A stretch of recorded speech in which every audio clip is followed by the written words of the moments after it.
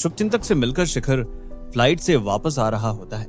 तभी शुभचिंतक का एसएमएस आता है, जिसे देखकर वो दंग रह जाता है। शुभचिंतक ने लिखा होता है कि उसने आज रात ग्रैंड हयात में एक पार्टी रखी है, शिखर और उसके दोस्तों की सफलता के लिए। उस एसएमएस में आगे लिखा होता है कि शिखर की जिम्मेदारी है कि उसके सभी दोस्त उस पार्टी में आए, क्योंकि सबके बिना पार्टी अधूरी रहेगी। शिखर उस एसएमएस का रिप्लाई ओके से करता है और सोचने लग जाता है कि आखिर शुभचिंतक ने ऐसा क्यों लिखा था। ये सोचते सोचते शिखर को अचानक से याद आता है शीना। शिखर तो भूल ही गया था कि शीना से तो वो माफी मांगना ही भूल गया था, क्योंकि शीना गोवा से वापस जो आ गई थी। शिखर तुरंत बबीता को मैसेज करके एक गुलाबों के गुलदस्ते का इंतजाम करने को कहता है। फ्लाइट लैंड होने के बाद शिखर सीधा बबीता को मैसेज करके पूछता है कि क्या मैसेज मिला, जिसके बाद बबीता उसे बताती है कि गुलदस्ता उसके घर में रखवा दिया गया था। शिखर अपनी गाड़ी तेज रफ्तार से भगाकर अपने बंगले पहुंचता है। घर के अंदर दाखिल होता है तो लिविंग रूम की मेज पर गुलदस्ता पड़ा देखता है। गुलदस्ते को गाड़ी में डालकर शिखर शीना के घर के लिए निकल पड़ता है। पूरे रास्ते शिखर बस यही सोच रहा था कि वो नाराज शीना को कैसे मनाएगा। वो शीना और उसके बीच बीते कुछ अच्छे पलों को याद करने लगता है। अतीत की यादों में खोया शिखर ध्यान ही नहीं देता कि कब शीना का घर आ गया था। शिखर शीना के घर के बाहर पहुंचते ही अंदर जाने की हिम्मत जुटाने लगता है। शीना उसकी जिंदगी में एक खास जगह रखती थी। शीना उसकी जिंदगी में एक मुश्किल दौर में उसके साथ थी। कुछ भी हो, शिखर जानता था कि शीना की उसके दिल में एक महत्वपूर्ण जगह है, जिसे कोई नहीं ले सकता था। शीना से मिलने के लिए बेसब्र शिखर शीना के घर के दरवाजे के बाहर गुलदस्ता लिए डोरबेल बजाने लगता है।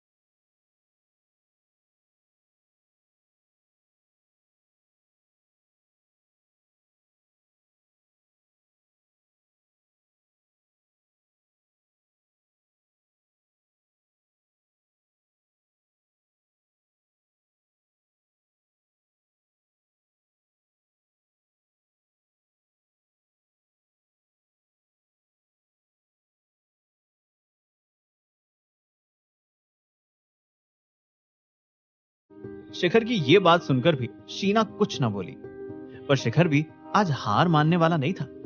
शिखर गुलदस्ते समेत शीना के घर के अंदर आ घुसता है। शीना खड़ी देखती रही। शिखर ने गुलदस्ता एक तरफ रखा और शीना, जो कि बिल्कुल नाराज खड़ी थी, उसके सामने कान पकड़कर खड़ा हो गया। शीना भी मुंह फुलाए खड़ी थी। सिर्फ कान नहीं, उठक बैठक भी, शीना शिखर को ऑर्डर देते हुए बोली। शिखर जानता था कि अब उसके पास कोई चारा नहीं है, इसलिए शिखर ने चुपचाप उठक बैठक लगानी शुरू कर दी। कुछ उठक बैठक लगाने के बाद शीना को शिखर पर दया आ गई। ठीक है, जाओ बैठ जाओ, मैं तुम्हारे लिए पानी लाती हूं। शिखर जानता था कि शीना उससे ज्यादा देर तक नाराज नहीं रह सकती थी।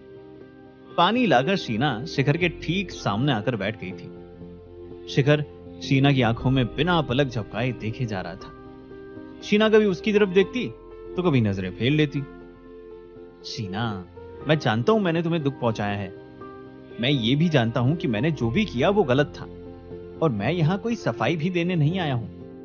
मैं बस तुम्हें इतना बताना चाहता हूं कि तुम मेरी जिंदगी का नायाब हिस्सा हो, और मैं तुम्हें बिल्कुल नहीं खोना चाहता। क्या हम सब कुछ भुलाकर एक नए सिरे से सब कुछ शुरू कर सकते हैं। शीना शिखर की बात सुनकर दंग हो गई थी। शब्द मानो उसके गले में दबे रह गए हों। वो कितना कुछ कहना चाहती थी शिखर से, पर कह नहीं पा रही थी। शिखर उसके सामने बैठा था। शीना बिना कुछ कहे, सोचे या समझे, सीधा शिखर के बगल में जाकर बैठ गई और उसे बाहों में जोर से पकड़ लिया। थोड़ी देर में शीना की आंखों से आंसू गिरने लगे। शिखर ने कुछ न कहा और शीना के सर को अपनी उंगलियों से सहलाने लगा। दोनों को ही अब शब्दों की जरूरत नहीं थी। शिखर जान गया था कि शीना अब उससे नाराज नहीं है। पार्टी की शाम थी और प्रबंध बहुत ही जबरदस्त था। हालांकि पार्टी में ज्यादा लोग शरीक नहीं होने वाले थे, फिर भी शुभचिंतक ने ग्रैंड हयात का पूरा हॉल बुक किया हुआ था। पार्टी में न सिर्फ रवि, बबीता, दिनेश और शीना थे, बल्कि चंद्रेश की गेम डेवलपर टीम भी शामिल थी। एक शख्स था जिसका अभी तक कोई अता पता नहीं था, और वो था शिखर। पार्टी का जश्न शुरू हो गया था, पर शिखर का कोई नामो निशान नहीं था। बबीता लगातार शिखर को फोन लगा रही थी, पर कोई जवाब नहीं आ रहा था। इतनी जरूरी वक्त में ये शिखर कहां गायब हो जाता है? शीना ने पांव जमीन पर पटकते हुए कहा। शीना आज खास शिखर के लिए सज कर आई थी।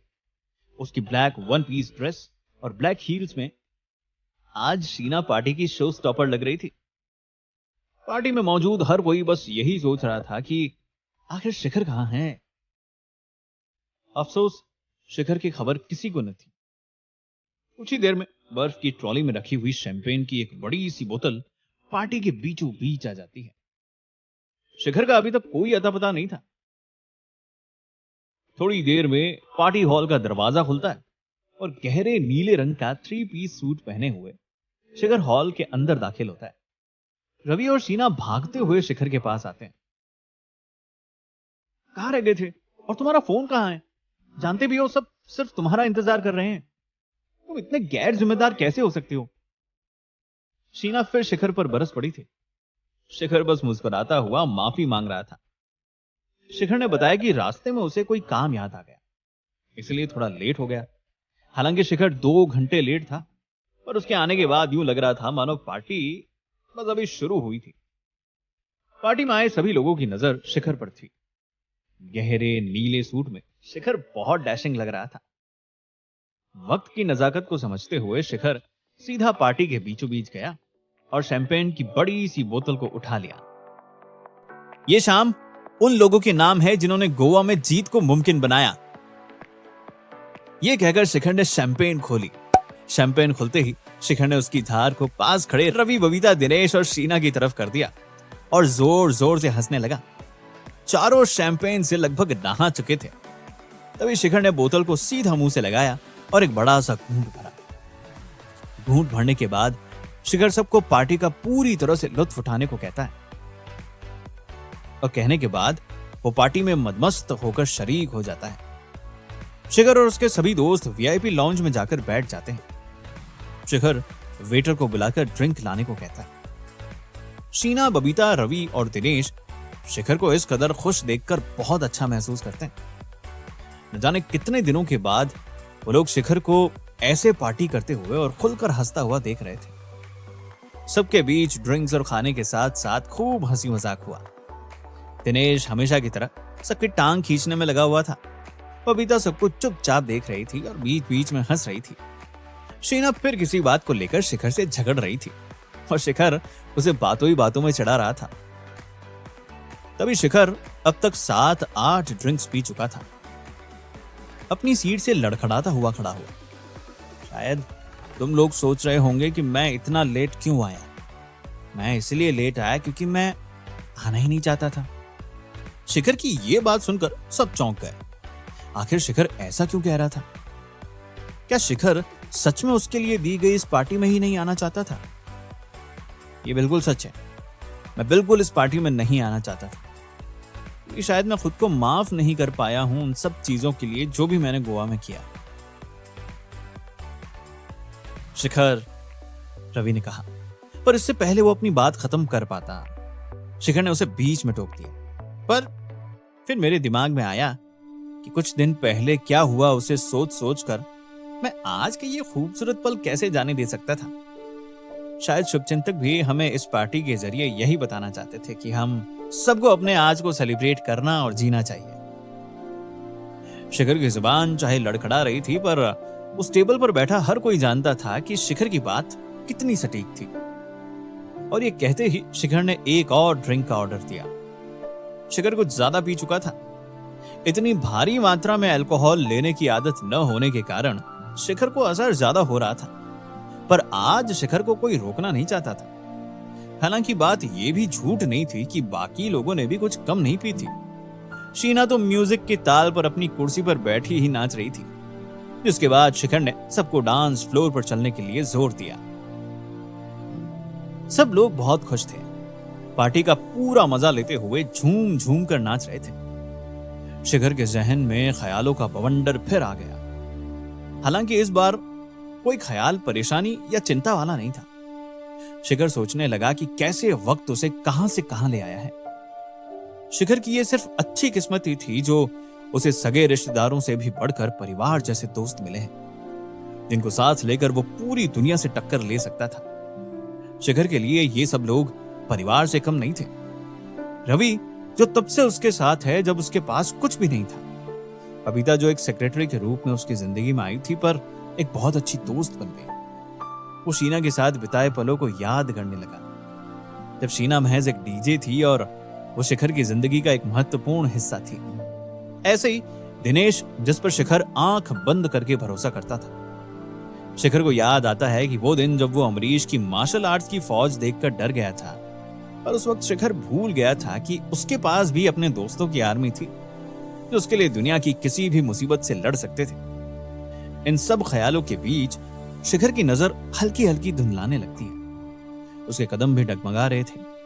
शिखर के लिए हर चीज धीरे धीरे धुंधलाते हुए लग रही थी। शिखर को एहसास हुआ कि शिखर ने आज सच में बहुत ज्यादा पी ली है। अगले दिन सुबह शिखर की आंख खुलती है तो उसके सर में बहुत दर्द था, मानो उसके सर पर किसी ने पहाड़ रख दिया हो।